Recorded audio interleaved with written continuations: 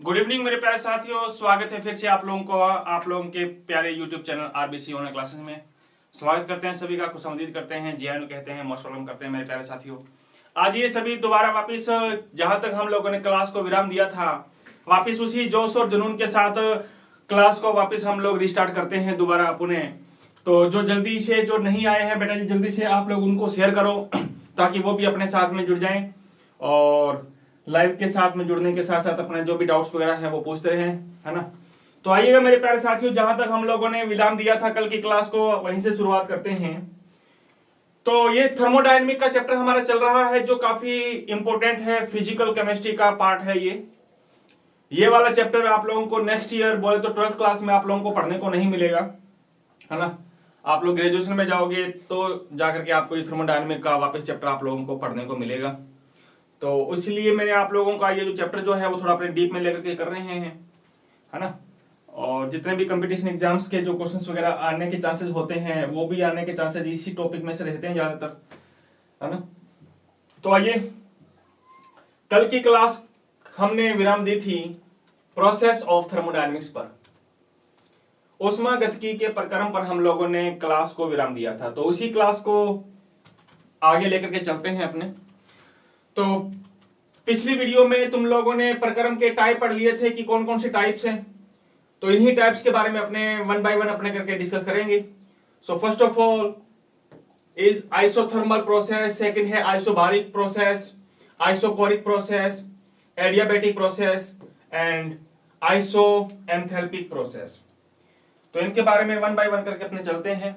तो उसमें सबसे पहले प्रोसेस के बारे में अगर अपने बात करें तो पहली हेडिंग डालो बेटा जी, आइसोथर्मल प्रोसेस।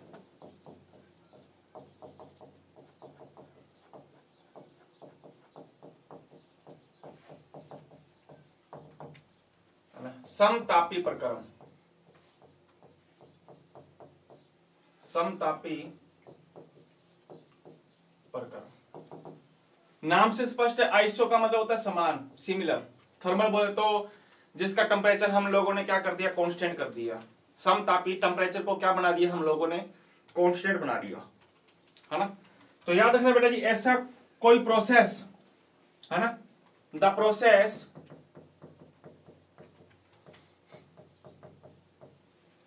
जो कंप्लीट होता है, लेकिन कंप्लीट होने के लिए हम लोगों ने एक कंडीशन अप्लाई कर दी कि टेम्परेचर उसका हमने क्या कर दिया, कांस्टेंट कर दिया। तो ऐसे प्रोसेस जो कांस्टेंट टेम्परेचर पर क्या होते हैं, कंप्लीट होते हों, यानी कि जिनके लिए टेम्परेचर जो है हमारा कांस्टेंट कर दिया, बोले तो डेल्टा टी का मान 0 है, बोले तो टेम्परेचर में हमने कोई चेंजिंग नहीं करनी। तो ऐसे प्रक्रम जो समान ताप पर होते हैं, या ऐसे प्रक्रम जिनके लिए टेम्परेचर कांस्टेंट हो या कांस्टेंट कर दिया जाए, तो उस प्रक्रम को हम लोग किस नाम से जानेंगे, आइसोथर्मल प्रोसेस के नाम से जानेंगे। तो लिखना चाहो तो लिख लेना मेरे प्यारे साथियों, the process which complete at constant temperature,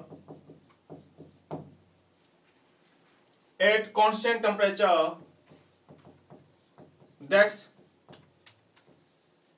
is isothermal process। मतलब ऐसा है कि ऐसे प्रक्रम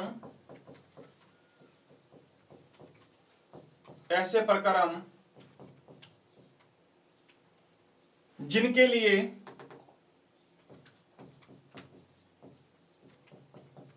लिए ताप स्थिर या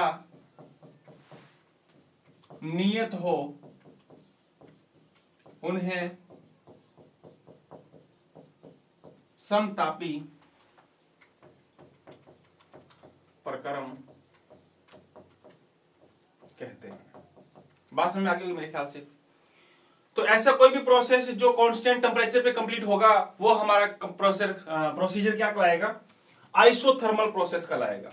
अच्छा, इसके आगे लिखेंगे तो लिखना चाहो तो लिख देना बेटा जी, फॉर द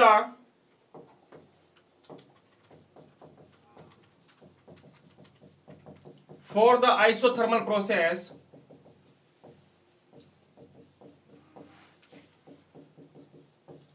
समतापी प्रक्रम के लिए मुझे बताओ टेम्परेचर क्या कर रखा है तुमने, कांस्टेंट कर रखा है। समतापी प्रक्रम के लिए, समतापी प्रक्रम के लिए टेम्परेचर तुमने क्या कर रखा है, कांस्टेंट कर रखा है। मतलब ये है कि पहले का टेम्परेचर जो है T1 वो बराबर है बेटा जी किसके, T2 के बराबर है। पहले भी टेम्परेचर उतना था, टेम्परेचर बाद वाला भी कितना है, उतना ही है। प्रोसेस जब स्टार्ट हुआ तब भी हमारा टेम्परेचर कितना था, T1। और प्रोसेस कंप्लीट होने के बाद की अगर अपने बात करें, या प्रोसेस के मिड की अगर अपने बात करें, मिडिल में जाने पर तब भी टेम्परेचर मान लो कितना है, T1। बोले तो T1 T2 बराबर कर रखा है हम लोगों ने। अगर T1 T2 बराबर कर रखा है तो मेरे प्यारे साथियों delta T is equal to T2 minus T1, बोले तो delta T is equal to कितना आएगा बेटा जी, 0 आएगा कि नहीं आएगा। यानी कि टेम्परेचर हमारा क्या कर रखा है, कांस्टेंट है ना। टेम्परेचर इज, तो मेरे ख्याल से ऐसा कोई भी प्रक्रम जो कांस्टेंट टेम्परेचर पे कंप्लीट होता है उस प्रोसेस को आप किस नाम से जानोगे, आइसोथर्मल प्रोसेस के नाम से अपने जानेंगे। मेरे ख्याल से आपको समझ में आ गया होगा, है ना। अच्छा, एग्जाम्पल की अगर अपने बात बताएं बेटा जी, है ना। वैसे एग्जाम्पल आपसे पूछेगा तो नहीं, लेकिन फिर भी देखो आप लोग, मान लीजिएगा अपने पास में क्या है, कोई गैस है। ये लीजिए एग्जाम्पल बता रहा हूं आपको, एग्जाम्पल ऑफ आइसोथर्मल प्रोसेस, समतापी प्रक्रम के उदाहरण।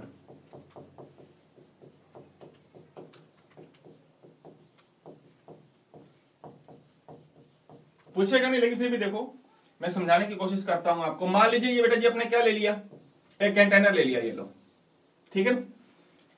अच्छा, इस कंटेनर में तुमने क्या भर दी, कोई गैस भर दी, ये लो कोई गैस है इसके अंदर, कोई गैस फिलअप कर दी हमने। क्लियर है बात। अच्छा, इस गैस के ऊपर हमने लगा दिया बेटा जी कोई पिस्टन, ये लो ये कोई पिस्टन लगा दिया हमने, इसके ऊपर हमने कोई पिस्टन क्या कर दिया, अप्लाई कर दिया। अब क्या करते हैं, अब हमने क्या किया, इसके ऊपर प्रेशर डाला।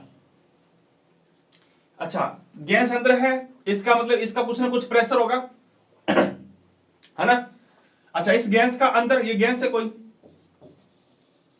अगर गैस है तो इसका कोई प्रेशर होगा, उसको मैंने लिख दिया बेटा जी प्रेशर इंटरनल, IN। समझ में आ रहा है, लिख देता हूं मैं यहां पे, ये लीजिए प्रेशर इंटरनल। ऊपर से मैंने पिस्टन अप्लाई किया हुआ है, और पिस्टन से मैं प्रेशर अप्लाई करूंगा बेटा जी, ये लो P एक्सटर्नल, एक्सटर्नल प्रेशर। अच्छा, मुझे एक बात बताओ, अगर कंडीशन नंबर 1, अगर P एक्सटर्नल, एक्सटर्नल प्रेशर ज्यादा है इंटरनल प्रेशर से, बोल तो बाहर वाला दाब अंदर वाले दाब से ज्यादा है, तो मुझे बताओ ये पिस्टन नीचे आएगा या ऊपर जाएगा। अरे सिंपल सी बात है कि एक्सटर्नल प्रेशर ज्यादा है इंटरनल कम है, तो पिस्टन नीचे आएगा। अगर पिस्टन नीचे आएगा तो गैस मुझे लगता है पास में आएगी, मॉलिक्यूल, गैस के मॉलिक्यूल पास आएंगे, इसका मतलब हम लोग क्या कर रहे हैं, गैस को कंप्रेस कर रहे हैं, गैस को संपीड़ित कर रहे हैं कि नहीं कर रहे हैं। मैं टेम्परेचर, अरे यार टेम्परेचर तुमने क्या कर रखा है, टेम्परेचर तुमने कांस्टेंट कर रखा है। तो मेरे प्यारे साथियों, जब टेम्परेचर कांस्टेंट है तो एक्सटर्नल प्रेशर अप्लाई करके हम लोग गैस को क्या कर सकते हैं, कंप्रेस कर सकते हैं, संपीड़ित कर सकते हैं। तो स्थिर ताप पर गैस का संपीड़न, एग्जाम्पल नंबर पहला आएगा बेटा जी, स्थिर ताप पर गैस का संपीड़न। मेरे ख्याल से आइसोथर्मल प्रोसेस का एग्जाम्पल होगा कि नहीं होगा। अच्छा, इसका ऑपोजिट कर दो, इसका ऑपोजिट कर दिया आपने, कंडीशन नंबर दूसरी अप्लाई कर दी, है ना। मान लो तुम लोग इस गैस को क्या करने लगे, गर्म करने लगे। जब गर्म करने लगे तो मेरे प्यारे साथियों, गैस का इंटरनल प्रेशर अब एक्सटर्नल प्रेशर से ज्यादा हो गया, अब अंदर वाला प्रेशर मैक्सिमम हो गया। जब इंटरनल प्रेशर मैक्सिमम हो गया तो ये गैस क्या करेगी, उस पिस्टन को ऊपर की तरफ प्रेस करेगी, ऊपर की तरफ प्रेस करेगी, है ना। तो याद रखना, जब प्रेशर ऊपर लग रहा है तो गैस अब क्या हो रही है, डिफ्यूज हो रही है, गैस फैल रही है, गैस विसरित हो रही है, पहले हमने क्या किया था, एक्चुअल प्रेशर ज्यादा किया था तो गैस को कंप्रेस किया, लेकिन अब हम उल्टा कर रहे हैं, टेम्परेचर कांस्टेंट है ना। अच्छा ये टेम्परेचर आप लोग मत दो, ये लीजिए, क्षमा चाहता हूं, मैंने इसको गर्म करना गर्म नहीं करना है इसको अपने। मान लो टेम्परेचर को हमने, सॉरी टेम्परेचर नहीं देना हमें, मान ली, क्योंकि टेम्परेचर तो कांस्टेंट रखना है अपने को। अच्छा मान लो अंदर वाला प्रेशर, गैस के अंदर वाला प्रेशर जो है वो ज्यादा है बाहर वाले प्रेशर से, एक्चुअल प्रेशर से ज्यादा है। अब एक्चुअल प्रेशर से ज्यादा है तो पिस्टन कहां जाएगा, ऊपर जाएगा, ऊपर जाएगा तो इसका मतलब क्या हुआ, गैस डिफ्यूज हो रही है। तो दूसरा एग्जांपल अपने ये लिख सकते हैं, स्थिर ताप पर गैस का विसरण। यार गर्म नहीं, अरे गर्म नहीं करना अपने को, ठीक है ना, ध्यान रखना, गर्म नहीं करना अपने को, हीट नहीं करना। तो अगर बाहर वाला प्रेशर ज्यादा है तो गैस कंप्रेस की जा सकती है, और अंदर वाला प्रेशर अगर ज्यादा है गैस का एक्चुअल प्रेशर से, तो गैस क्या हो जाती है, डिफ्यूज हो जाती है। तो ये दोनों के दोनों एग्जाम्पल लिखे ना बेटा, ये किसके लिखे, अपने आइसोथर्मल प्रोसेस के एग्जाम्पल लिखे। तो ऐसा प्रोसेस जिसके लिए टेम्परेचर क्या हो, कांस्टेंट हो, उस प्रोसेस को आप क्या बोलते हो, आइसोथर्मल प्रोसेस के नाम से अपने जानते हैं। क्लियर है बात। अच्छा आगे चलते हैं अपने। अगली बात आती है बेटा, जब आप लोगों को समझ में आने शुरू हो चुका होगा, नेक्स्ट आगे डिस्कस करेंगे आइसोबारिक प्रोसेस। इसका मतलब क्या होता है, समदाबी प्रक्रम। मतलब क्या होगा बेटा, हाँ मतलब जहां पे प्रेशर क्या कर दिया हमने, कांस्टेंट कर दिया। The process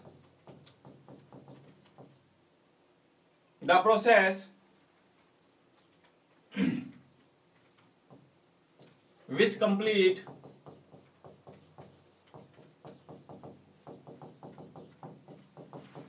at a constant pressure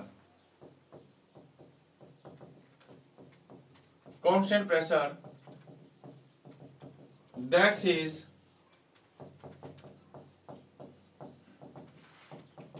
isobaric process. यानी कि ऐसे प्रक्रम जो नियत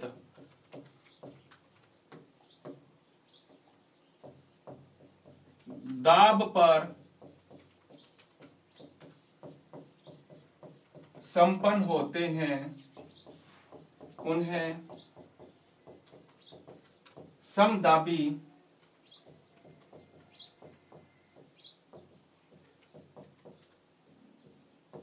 प्रक्रम कहते हैं।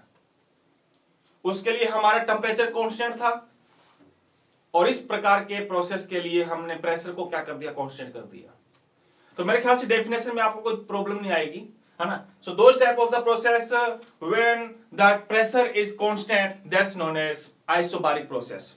यानी कि ऐसे प्रकार जिनके लिए प्रेशर क्या कर दिया हमने, कांस्टेंट कर दिया, उसको हम लोग क्या बोलेंगे बेटा जी, ये बोल। अच्छा इसके लिए मेरे प्यारे साथियों लिख सकते हैं अपने,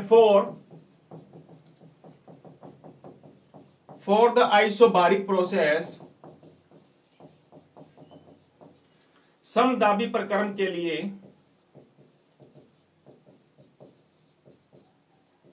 अच्छा समदाबी प्रक्रम के लिए क्या लिख सकते हो, पहले जितना प्रेशर था उतना प्रेशर बाद का रहेगा, यानी कि प्रेशर में कोई चेंजिंग नहीं आएगी।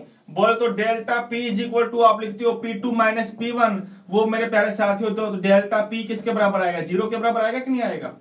हाँ यानी कि ऐसा प्रोसेस जिसके लिए प्रेशर हमारा क्या हो, कांस्टेंट हो, वो हमारा आइसोबारिक प्रोसेस है।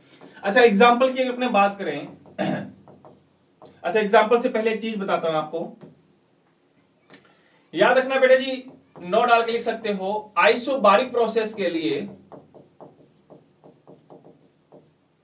फॉर आइसोबारिक प्रोसेस समदाबी प्रक्रम की अगर अपने बात करें मेरे प्यारे साथियों, तो समदाबी प्रक्रम के लिए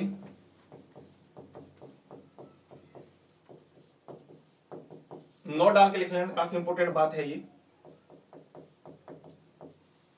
फॉर द आइसोबारिक प्रोसेस, समदाबी प्रक्रम के लिए जो एंथैल्पी है मेरे प्यारे साथियों, एंथैल्पी का मतलब है इंटरनल एनर्जी, वो इक्वल होगी किसके, हीट के बराबर होगी। ठीक है ना, ये फॉर्मूला आप लोग याद कर लेना। For the isobaric process the enthalpy is equal to the absorb heat. जो ये एच है ना बेटा, ये हीट है हमारी, ठीक है ना, एब्जॉर्ब की गई क्या है, हीट है। तो मेरे ख्याल से आप लोगों को पता चल गया होगा, ये एब्जॉर्ब की गई हीट के अलावा रिलीज हीट है हमारी, ठीक है ना, क्योंकि यहां पे हमने टेम्परेचर क्या नहीं किया, कांस्टेंट नहीं किया। तो लिखना चाहो तो लिख सकते हो यहां पे Q बराबर क्या है, अवशोषित उष्मा या फिर विसरित या विशोषित लिख सकते हो आप, या उत्सर्जित, है ना, विशोषित उष्मा। तो मेरे ख्याल से आप लोगों को ये पता चल गया होगा कि आइसोबारिक प्रोसेस में प्रेशर क्या रहता है, कांस्टेंट रहता है, केवल प्रेशर कांस्टेंट रहता है, टेम्परेचर को हमने इसमें कांस्टेंट नहीं करना। क्लियर है बात?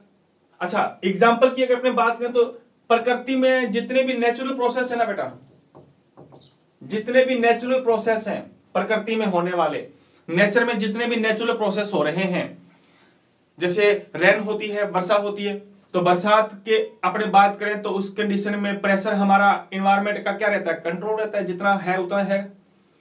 क्या हमारे इन्वायरमेंट का कभी प्रेशर जो है वो कभी चेंजिंग होगा क्या, कभी चेंजिंग नहीं होगा। हाँ, बात करें अगर अपने ऊंचाई पर जाने की, तब हमारे प्रेशर में कुछ चेंजिंग देखने को मिलती है। तो example of isobaric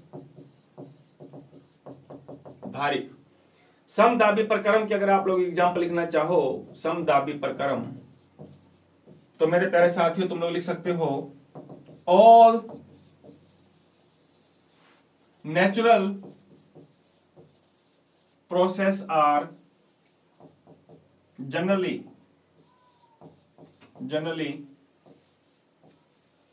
isobaric.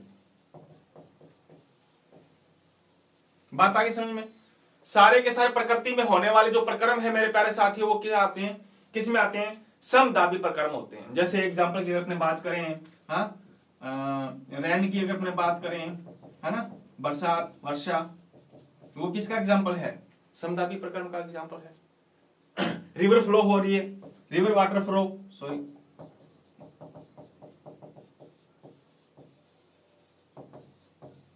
River water का फ्लो हो रहा है ना, वो हाई प्रेशर से नीचे लो प्रेशर की तरफ आएगा कि नहीं आएगा, ऊपर से नीचे आएगा।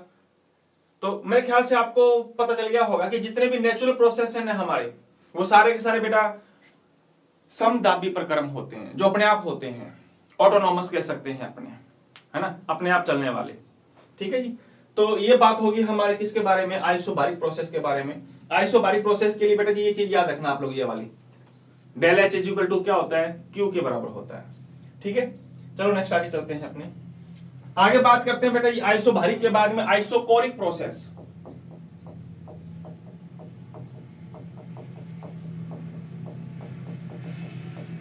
सम आयतनी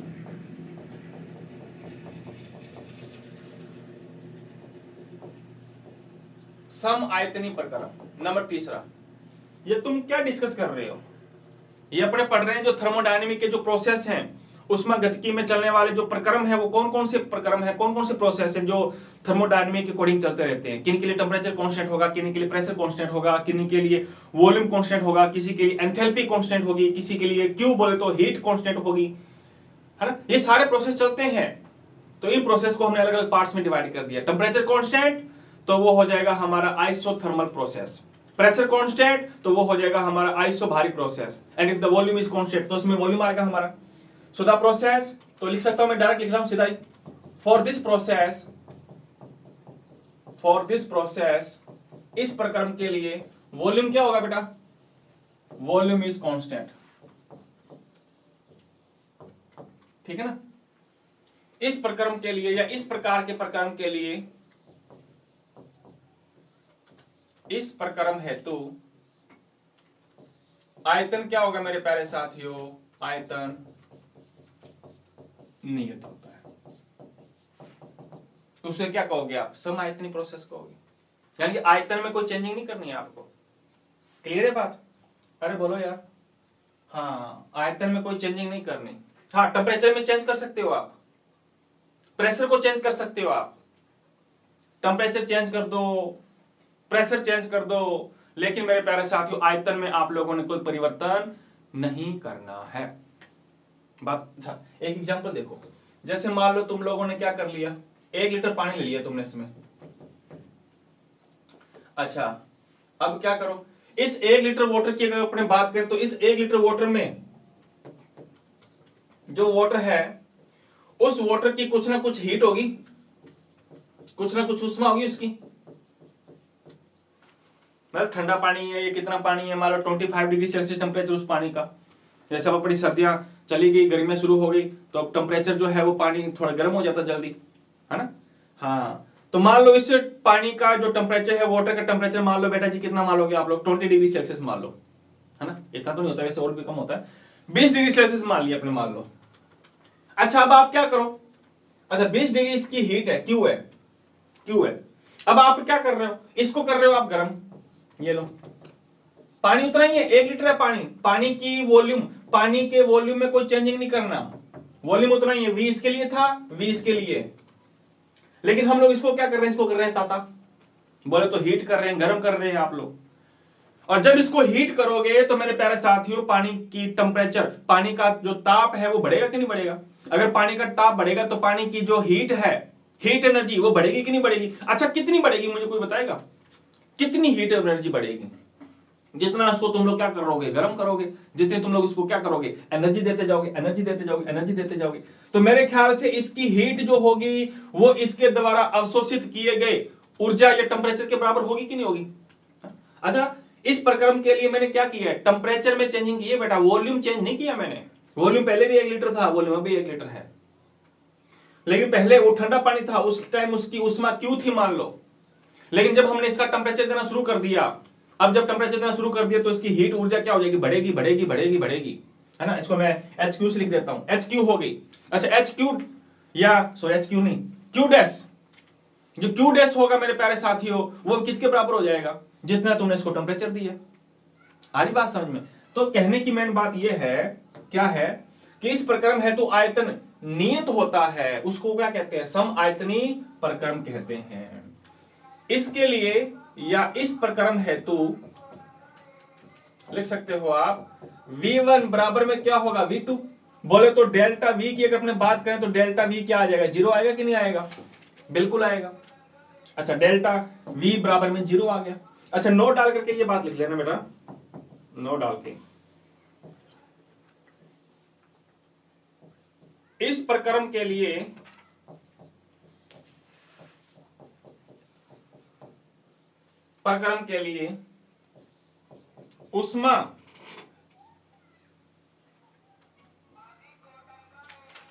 उष्मा का मान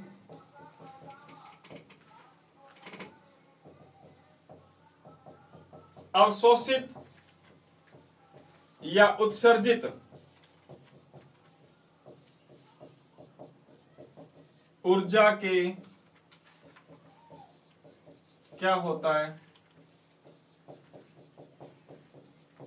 समतुल्य होता है ना। मैंने बताया भी आप लोगों को, वॉल्यूम में चेंजिंग नहीं करना। मतलब ये है कि फॉर द आइसोकोरिक प्रोसेस क्या लिख सकते हैं, Q बराबर या डेल्टा Q बराबर लिख सकते हैं डेल्टा E। ये लो, आइसोबारिक प्रोसेस के लिए आया था, क्या आया था, डेल्टा H बराबर डेल्टा Q या H बराबर Q। वैसे यहां पे फॉर द आइसोकोरिक सम आयतनी प्रोसेस के लिए तुम्हारे सामने क्या आ गया, delta Q is equal to delta E। अच्छा, कई बार ये प्रश्न पूछा जाता है, एग्जाम्पल ध्यान रखना इसका, एग्जाम्पल अपने सिलेबस में है एक दिया हुआ, एग्जाम्पल ऑफ आइसोकोरिक प्रोसेस सम आयतनी प्रक्रम का अगर अपने बात करें मेरे प्यारे साथियों एग्जाम्पल की,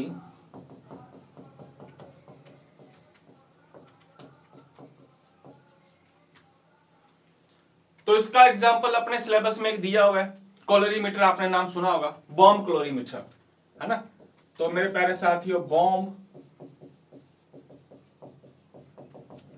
कैलोरीमीटर जो है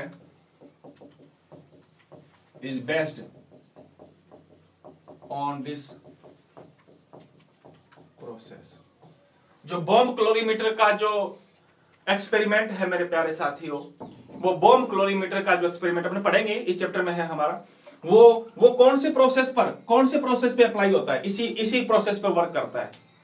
हाँ, कई बार कंपटीशन एग्जाम में ये प्रश्न पूछा जाता है, for the which process Q is equal to E, कौन से प्रक्रम के लिए Q का मान E के बराबर होता है। तो अभी तुम लोग पढ़ के आए हो, हाँ, आइसोकोरिक प्रोसेस के लिए delta Q is equal to delta E। कौन से प्रक्रम के लिए एंथैल्पी का मान अवशोषित की गई उष्मा के समतुल्य होता है, आइसोबारिक प्रोसेस, अभी पढ़ के आए हो आप लोग, है ना। और ऐसे क्वेश्चन भी आते हैं हमारे, बॉम्ब क्लोरीमीटर कौन से प्रक्रम पे कार्य करता है ना। तो ऐसे क्वेश्चन जो होंगे मेरे प्यारे साथियों, वो ऑब्जेक्टिव टाइप के क्वेश्चन हमारे बनते हैं। तो मेरे ख्याल से आप लोगों को अभी तक 3 प्रोसेस हम लोगों ने पढ़े हैं, इन तीनों के बारे में आप लोगों को कोई डाउट नहीं होगा। सम तापी, सम दाबी, और ये वाला था हमारा सम आयतनी। आओ आगे चलते हैं, अपने आगे बात करते हैं बेटा जी अपने नेक्स्ट आइसो एंथैल्पी। ये लो,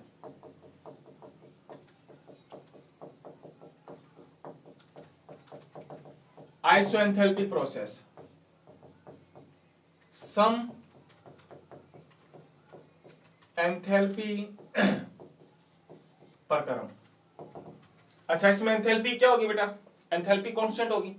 तो ऐसे प्रक्रम जिनके लिए टेम्परेचर में कोई चेंजिंग वगैरह जो भी करना चाहते हो करो, लेकिन एंथैल्पी में कोई चेंजिंग नहीं करनी है हमको, है ना। ये आपने सिलेबस में नहीं दे रखा, लेकिन फिर भी आप लोगों को मैं बता रहा हूं। आइसोएंथैल्पी का मतलब होता है कि ऐसा प्रोसेस जिसके लिए इंटरनल एनर्जी बोले तो एंथैल्पी में कोई चेंजिंग नहीं करनी है हम लोगों को, है ना। हाँ, इसको आप लोग बड़ी क्लासों में जाकर पढ़ोगे आप लोग, तो लिखना चाहें तो लिख सकते हैं बेटा जी, the process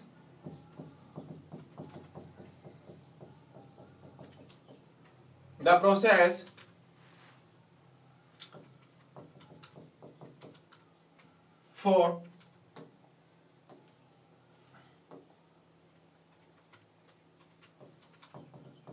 where enthalpy is constant is known as isoenthalpic process. ठीक है, मेरे ख्याल से आपको पता चल गया होगा कि ऐसा प्रोसेस, यानी कि नाम अगर याद है तो तुम लोग क्या लिख सकते हो, उसकी रेफरेंस लिख सकते हो। ऐसे प्रक्रम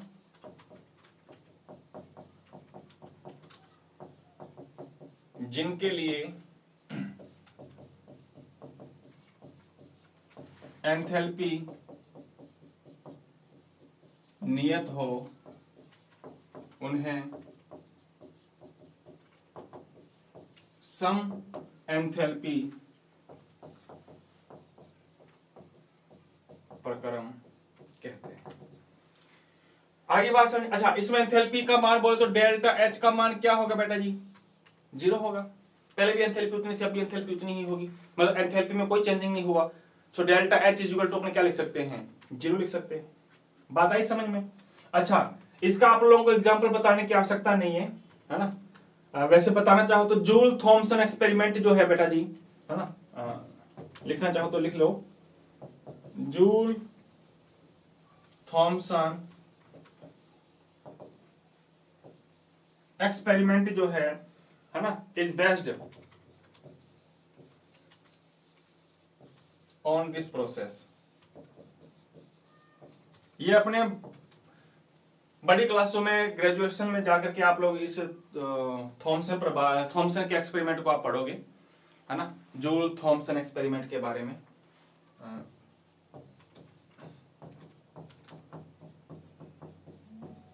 जूल थॉमसन प्रयोग, है ना।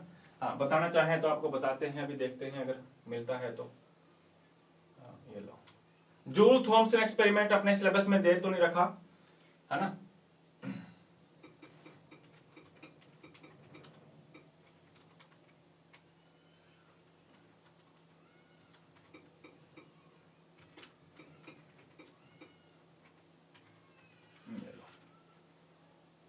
ये हमारा है, चलो मैं दिखा देता हूँ आपको। ये रहा, ये एक्सपेरिमेंट, ये वाला है ना। ये जूल केल्विन आ गया। हाँ चल ये दिखाते हैं आपको। यानी कि पिस्टन इधर से भी अप्लाई करते हैं, पिस्टन इधर से भी अप्लाई करते हैं। इसके लिए बेटा टेम्परेचर आप लोग चेंज कर सकते हो, आप लोग वॉल्यूम चेंज कर सकते हो, आप प्रेशर चेंज कर सकते हो। यानी कि मेन बात ये है, चलेगा नहीं लगता, तो प्रेशर आप इसमें चेंज कर दो, टेम्परेचर चेंज कर दो, वॉल्यूम चेंज हो जाएगा। मतलब पिस्टन से प्रेशर इधर भी अप्लाई कर रहे हो, पिस्टन से प्रेशर आप लोग इस तरफ भी अप्लाई कर रहे हो, लेकिन इसकी जो इंटरनल एंथैल्पी है उस एंथैल्पी में बेटा कोई चेंजिंग नहीं होगा। एंथैल्पी जो होगी वो हमेशा इसके लिए कांस्टेंट रहेगी। तो ये वाला जो जूल थॉमसन इफेक्ट जो है, ये जूल थॉमसन प्रभाव जो है बेटा जी, वो आप लोग बड़ी क्लासों में पढ़ोगे इसके बारे में एक्सप्लेनेशन, है ना। तो अपने 11th में केवल इनकी डेफिनेशन याद रख लो आप। तो जूल थॉमसन इफेक्ट जो है या जूल थॉमसन एक्सपेरिमेंट जो है वो कौन से प्रोसेस में या कौन से प्रोसेस पर वर्क करता है, तो वो करता है आइसोएंथैल्पी प्रोसेस पे वर्क करता है। क्लियर है बात। तो ये थी बात आपकी किसके बारे में, आइसोएंथैल्पी के बारे में। नेक्स्ट आगे बात करते हैं बेटा ये एडियाबैटिक प्रोसेस। एडियाबैटिक प्रोसेस यानी कि इसको बोलते हैं रुद्धोष्म प्रक्रम। रुद्धोष्म प्रक्रम, बात आगे समझ में। अच्छा, रुद्धोष्म प्रक्रम क्या होता है? ऐसा प्रक्रम जिसके लिए बेटा जी जो हीट है, हीट बोले तो क्यू, अवशोषित की उष्मा या जो भी है, उस क्यू में कोई चेंजिंग नहीं करनी हमने। हीट बोले तो उष्मा को क्या करना है, कांस्टेंट। तो ऐसा प्रक्रम जिसके लिए हीट कांस्टेंट हो, हीट में कोई चेंजिंग नहीं हो, उष्मा ऊर्जा में कोई परिवर्तन नहीं हो, उस प्रकार का प्रक्रम तो हमारा क्या कहलाता है, रुद्धोष्म प्रक्रम कहलाता है। और जनरली ये जो रुद्धोष्म प्रक्रम होता है बेटा वो साइक्लिक होता है, साइक्लिक चक्रीय होता है। ठीक है, तो लिख देना, इस पे प्रश्न पूछा जाता है, ये प्रश्न आ सकता है, इंपॉर्टेंट लगा दो, स्टार लगा दो, प्रश्न सीधा पूछा जाएगा रुद्धोष्म प्रक्रम किसे कहते हैं। तो आप बताओगे द प्रोसेस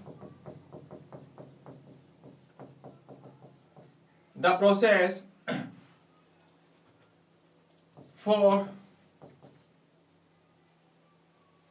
द प्रोसेस लिखो आप लोग, फॉर द प्रोसेस या फॉर दिस प्रोसेस, पूरे बना देते हैं, for this process heat energy is constant is known as adiabatic process। यानी कि ऐसा प्रक्रम जिसके लिए हीट क्या हो बेटा जी, हीट एनर्जी जो है वो क्या हो, कांस्टेंट हो, हीट एनर्जी में कोई चेंजिंग ना आई हो, तो उस प्रकार के प्रोसीजर को आप किस नाम से जानोगे, रुद्धोष्म प्रक्रम के नाम से अपने जानते हैं। यानी कि ऐसा प्रक्रम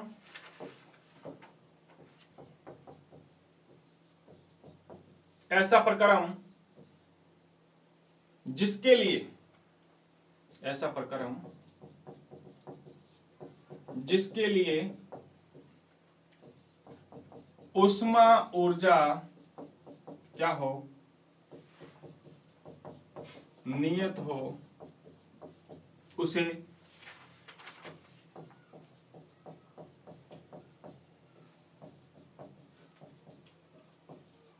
रुद्धोष्म प्रक्रम कहते हैं। आगे बात समझ में। तो मेरे ख्याल से आपको ये पता चल गया होगा, मतलब इसमें जो डेल्टा क्यू होगा वो क्या होगा, 0 होगा। तो जितने भी प्रोसेस थे वो प्रोसेस हम लोगों ने डिस्कस किए, थर्मोडायनेमिक्स से रिलेटेड कितने भी प्रोसेस थे वो सारे हमने डिस्कस किए।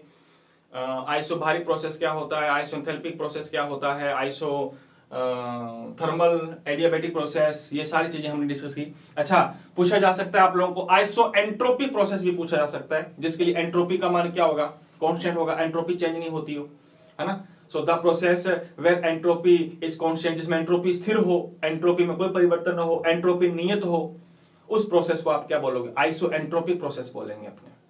तो ये जितने भी प्रोसेस मैंने अभी करवाए हैं वो ज्यादातर अपने चैप्टर में नहीं दे रखे, लेकिन फिर भी आप लोगों को करवा दिए, है ना। तो यहाँ पे आप लोगों से प्रश्न पूछा जाता है, डेफिनेशन पूछ सकता है कि समदाबी तथा समतापी प्रक्रम में क्या अंतर है।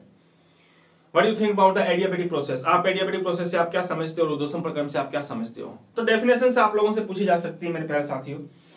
तो ये बातें थी हमारी किसके बारे में, आइसोथर्मल थर्मल प्रोसेस के बारे में बात हुई हमारी, थर्मोडायनेमिक्स के जो प्रोसेस हैं उन प्रोसेस के बारे में बात हुई हमारी, है ना। अच्छा, आगे चलते हैं अब अपने आगे। कुछ एक बातें याद रखना बेटा जी, जो कुछ इंपॉर्टेंट है हमारी, पूछी जा सकती हैं। अच्छा, इनके अलावा ऐसे प्रक्रम भी होते हैं बेटा जी, कैसे, जो दोनों तरफ चलते हैं या फिर एक साइड में चलते हैं। मतलब आपने सुना होगा कि ऐसी कुछ रिएक्शंस होती हैं जिसमें हमारा रिएक्टेंट से प्रोडक्ट बन जाता है, पुराने पदार्थ से नया पदार्थ बन जाता है, रिएक्टेंट से प्रोडक्ट का फॉर्मेशन, अभिकारक से उत्पाद बन जाता है। और कुछ रिएक्शंस ऐसी हैं जिसमें प्रोडक्ट भी बन जाता है और वापस रिएक्टेंट से, प्रोडक्ट से वापस रिएक्टेंट भी बन जाता है ना। इसको बोलते हैं रिवर्सेबल रिएक्शन। और ये वाली है हमारी बेटा इरिवर्सेबल रिएक्शन, उत्क्रमणीय और अनुत्क्रमणीय, है ना। तो अगली हेडिंग बस अपने यही डालेंगे। तो अगली हेडिंग डालो बेटा जी, रिवर्सेबल एंड इरिवर्सेबल प्रोसेस, उत्क्रमणीय तथा अनुत्क्रमणीय प्रक्रम। हाँ, वो अभी पढ़ाया था आप लोगों को मैंने, रिवर्सेबल तथा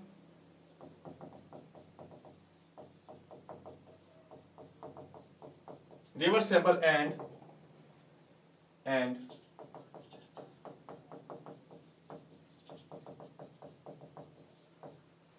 इरिवर्सेबल प्रोसेस, उत्क्रमणीय तथा अनुत्क्रमणीय प्रक्रम, उत्क्रमणीय तथा अनुत्क्रमणीय प्रक्रम। ठीक है, आओ एक एक लेकर के चलते हैं अपने। तो पहले बात करते हैं अपने बेटा जी रिवर्सेबल प्रोसेस के बारे में। रिवर्सेबल प्रोसेस, हेडिंग डालो रिवर्सेबल प्रोसेस, उत्क्रमणीय प्रक्रम। अच्छा, उत्क्रमणीय का मतलब तुम्हें पता हो गया, एक डायरेक्शन में चलेगा। यानी कि मान लो किसी रिएक्शन में R से P बन रहा है तो केवल एक ही डायरेक्शन में चलता है कि नहीं चलता। हाँ, यूनिडायरेक्शनल। तो लिख सकते हो पहला पॉइंट, पॉइंटों में लिखते रहना। लो अपने गुलाबी से लिखते हैं अपने यहां से, चलो ठीक है ना। This process is complete in unidirectional।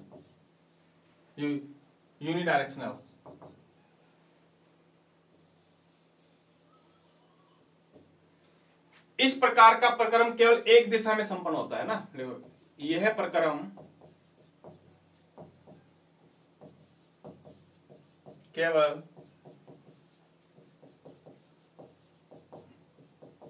एक दिशा में क्या होता है, संपन्न होता है, केवल एक डायरेक्शन में चलता है, सिंगल डायरेक्शन में चलता है बेटा जी। ठीक है। अच्छा, अगली बात मैं बाद में बताऊंगा। तो अगली बात बताने से पहले एक छोटा सा डायग्राम देखो आप बेटा, है ना। छोटा सा आप लोग डायग्राम बताता हूं आपको मैं। ये मान लो हमने क्या ले लिया, एक कंटेनर ले लिया, ये लो,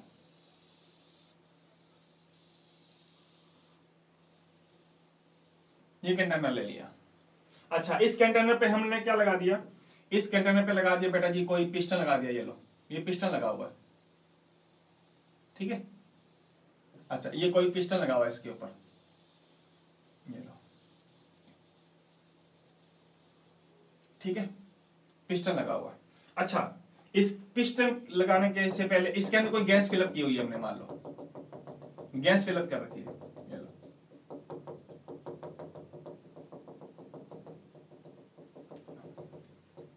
इसमें क्या कर रखी है अपने, ये गैस फिलअप कर रखी है हमने, ठीक है।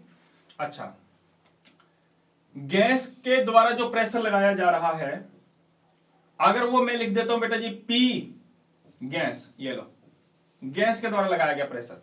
अच्छा, ऊपर पिस्टन है, पिस्टन से भी प्रेशर लगाया जा रहा है, उसको लिख देता हूं मैं P एक्सटर्नल प्रेशर, बाह्य दाब। आगे बात समझ में। अच्छा, मान लो ये P external pressure condition number 1 लगभग बराबर है या थोड़ा सा ज्यादा है P इंटरनल या गैस प्रेशर से। ये लो, यानी कि अगर ये ज्यादा है, ठीक है ना, गैस ज्यादा नहीं, बहुत लगभग बराबर है, लगभग बराबर, ऑलमोस्ट बराबर। अच्छा चलो मैं ऐसे लिख देता हूं, इसको आप लोग कंफ्यूज हो जाओगे। ये लो, आप इसको ऐसे लिख लो, ऑलमोस्ट इक्वल है, ऑलमोस्ट इक्वल है या थोड़ा सा ज्यादा है, ये लो, है ना, ये लो, या थोड़ा सा मैक्सिमम है। तो पिस्टन धीरे धीरे धीरे धीरे धीरे धीरे नीचे आएगा या एक साथ ही फास्ट फटाक से नीचे आएगा? स्लो स्लो आएगा, क्योंकि दोनों प्रेशर, एक्सटर्नल प्रेशर और इंटरनल प्रेशर क्या लगभग बराबर है। या फिर अगर बराबर नहीं है तो ये थोड़ा सा ज्यादा है, अगर थोड़ा सा ज्यादा है तो पिस्टन धीरे धीरे नीचे आएगा, धीरे धीरे नीचे आएगा, धीरे धीरे नीचे आएगा, मतलब प्रोसेस काफी लॉन्ग टाइम के बाद में कंप्लीट होगा। अच्छा उल्टा कर दो, कंडीशन नंबर 2, मान लो इंटरनल प्रेशर जो है, गैस का प्रेशर जो है वो लगभग बराबर है या थोड़ा सा ज्यादा है, तो पिस्टन कहां जाएगा? पिस्टन धीरे धीरे धीरे धीरे धीरे धीरे ऊपर जाएगा या एक साथ ऊपर चला जाएगा? एक साथ नहीं जाएगा, धीरे धीरे जाएगा या धीरे धीरे नीचे आएगा। तो कहने की मेन बात क्या है कि रिवर्सिबल प्रोसेस के लिए एक्सटर्नल प्रेशर और इंटरनल प्रेशर जो होता है वो ऑलमोस्ट लगभग बराबर होता है। अगर ऑलमोस्ट लगभग बराबर है तो पिस्टन या तो धीरे धीरे नीचे आएगा या पिस्टन धीरे धीरे ऊपर की तरफ जाएगा। मतलब इस प्रकार के प्रोसेस को कंप्लीट होने में काफी लॉन्ग टाइम लगेगा। धीरे धीरे नीचे आएगा, धीरे धीरे नीचे आएगा या धीरे धीरे स्लो स्लो ऊपर जाएगा। तो अगली बात लिखने से पहले आप लोग ये लिख सकते हो मेरे प्यारे साथियों, this type process, this process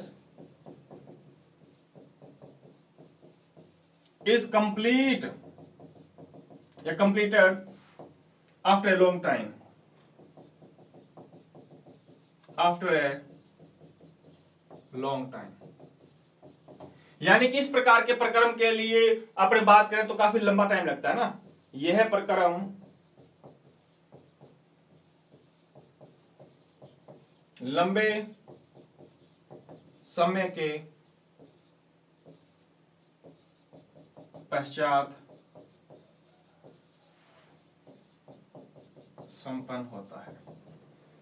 मेरे ख्याल से आपको पता चल गया होगा कि रिवर्सिबल प्रोसेस का मतलब क्या होता है।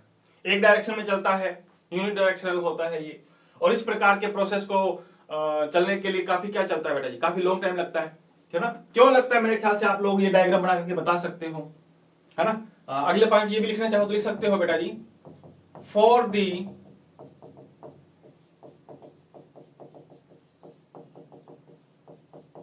Reversible process the external pressure and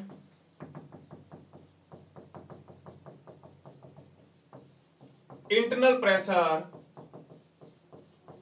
pressure का मतलब है गैस, है ना, गैस प्रेशर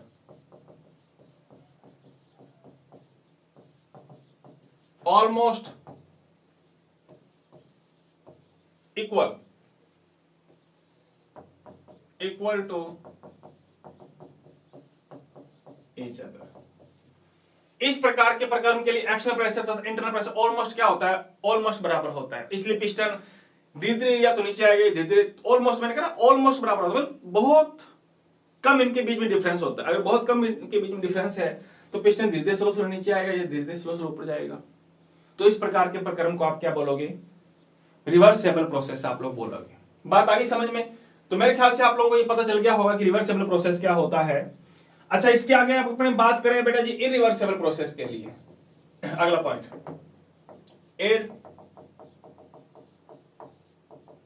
इरिवर्सिबल प्रोसेस, है ना। अच्छा, अनुत्क्रमणीय,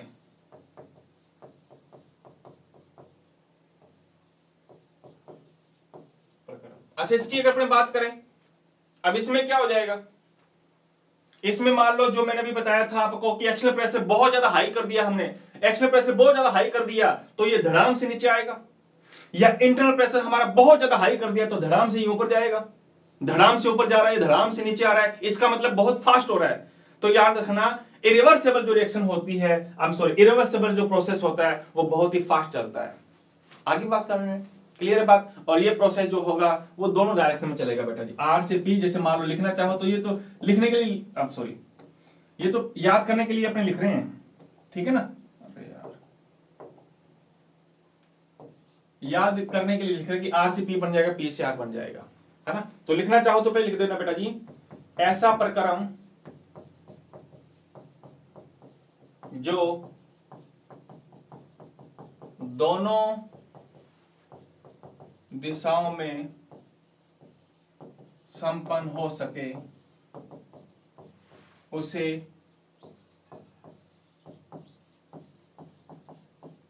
अनुत्क्रमणीय प्रक्रम कहते हैं। बात आ गई समझ में। The process which complete in both directional या bidirectional, that's known as irreversible reaction या इरिवर्सिबल प्रोसेस, सॉरी, ठीक है ना। तो आज तो अपने इसकी केवल डेफिनेशन लिखी है। रिवर्सिबल प्रोसेस मैंने आपको पूरा डिटेल से बताया। इरिवर्सिबल प्रोसेस जो है वो काफी थोड़ा सा बड़ा है, क्योंकि इसमें अपना वर्क से रिलेटेड भी अपने कुछ टॉपिक इसके अंदर बताएंगे। तो इरिवर्सिबल प्रोसेस को अपने अगली क्लास में समझेंगे, है ना। टाइम भी अपने इजाजत नहीं दे रहा है। तो मेरे प्यारे साथियों, आज की क्लास में हमने प्रोसेस के टाइप हमने पढ़े हैं, और इसके अलावा रिवर्सिबल और इरिवर्सिबल प्रोसेस की हम लोगों ने डेफिनेशन पढ़ी हैं। अगली क्लास में अपने इरिवर्सिबल प्रोसेस को अपने कंप्लीटली समझेंगे, और अगली क्लास काफी इंपॉर्टेंट रहने वाली है, क्योंकि अगली क्लास में अपने कुछ न्यूमेरिकल्स जो होंगे हमारे, वो न्यूमेरिकल्स को भी अपने क्या करेंगे, सोल्व करेंगे। अपने जो बुक्स में दे रखे हैं न्यूमेरिकल्स वगैरह वो भी सोल्व करेंगे। इसके अलावा और भी हाई लेवल के जो न्यूमेरिकल्स अपने बनते हैं वो भी अपने क्या करेंगे, सोल्व करेंगे। तो ठीक है बेटा जी, हंसते रहना, मुस्कुराते रहना। और होली आने वाली है, होली की भी आपको हार्दिक शुभकामनाएं दे रहा हूं दोबारा एडवांस में आप लोगों को। तो मुस्कुराते रहना बेटा जी। मिलते हैं अपने कल की क्लास में। तो आज के लिए इतना ही। जय हिंद, जय भारत।